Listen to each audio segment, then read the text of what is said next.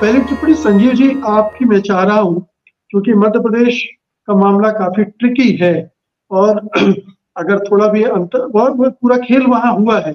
हमने देखा है कि किस तरह से सरकार गिराई गई है, बनाई गई है और अभी बालाघाट से में जो कुछ हुआ है, हो रहा है बल्कि उससे भी आशंकाएं खड़ी हो गई हैं। क्या लग रहा है कि क्या कांग्रेस इस तरह की किसी ऑपरेशन कमल की आशंका से ग्रस्त है? क्या उसके लिए उसके पास कोई प्लान है उससे निपटने के लिए? निश्चित तौर पर मुकेश जी, जो 2020 में हुआ था उसके बाद तो सबक सीखा ही सीखा है, साफ तौर पर दिखलाई पड़ता है। और पूरे चुनाव में ये मुद्दा छाया रहा है। बार बार कांग्रेस ने कहा है कि अब हमारे दल में, हमारे खेमे में सिंधिया जैसे गद्दार शब्द का उपयोग किया दिग्विजय सिंह जी ने कहा, इसके अलावा उनके सुपुत्र कहते रहे, कमलनाथ कहते रहे, सभी ने लगभग लगभग कांग्रेस के जो लीडरान हैं, जो चाहे वो स्टार प्रचारक थे, सभी ने ये कहा है। लेकिन इनकार नहीं किया जा सकता, यदि मध्य प्रदेश में कुछ 2018 से हालात बनते हैं तो बेशक जो कुछ उस समय हुआ था, 20 में हुआ था, वैसे कुछ नजारे पैदा हो सकते हैं। और सारा कुछ रोल कैसा क्या रहता है, क्या नहीं होता है, देश देख चुका है। अनेक राज्यों में ऑपरेशन लोटस के नजारे पूर्व में हो चुके हैं, कई सारे सूबे हैं, कर्नाटक हो चाहे गोवा हो, कई सारे राज्यों में ये सब हुआ है। तो मध्य प्रदेश में इस बार कांग्रेस कह तो यही रही है कि हमने पूरी तैयारियां कर रखी हैं और दूध का जला छाछ को फूक फूक कर पीता, इस तरह के बयानात भी आए हैं।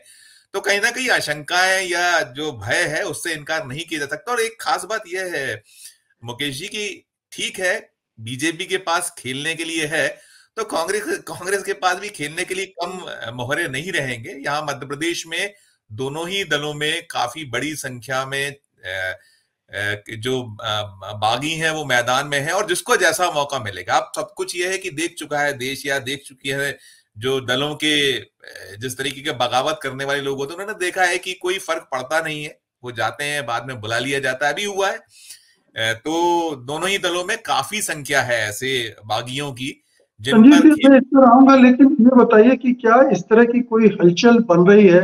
जैसे पिछली तोड़फोड़ में नरोत्तम मिश्रा, नरेंद्र तोमर, कैलाश विजयवर्गीय वगैरह मास्टरमाइंड बताए जाते थे, वो जो स्प्लिट कांग्रेस में की गई थी। क्या ये लोग फिर से सक्रिय हैं? क्या हाईकमान की तरफ से कोई इस तरह का संकेत है कि हमें हर हाल में सरकार बनानी है, और अगर कोई भी छोटी सी भी गुंजाइश हो, फिर गवर्नर भी उन्हीं का है?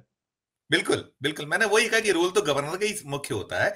और दूसरी चीज आपने जो पूछा, तो हम तो ये भी देख चुके हैं, जब चुनाव का प्रचार चल रहा था या प्रचार के थोड़ा पहले की बात है, जिस तरीके से बागी थे, तो अमित शाह जी ने साफ साफ कहा था कि अब ये फोकस छोड़िए कि हमारे लोग बैठे, वापसी हो, आप तो फोकस करिए, बसपा को जिताइए, सपा की मदद कीजिए। तमाम चीजें निकल कर आई थी वो बैठकों से जो निकला था, क्योंकि इसका खंडन नहीं हुआ बीजेपी की ओर से, ना उसकी पुष्टि हुई, दोनों ही चीजें थी, लेकिन निकला था और खबरें बड़ी प्रमुखता से प्रमुख अखबारों में हम सब लोगों ने रिपोर्ट भी की थी और हुआ था।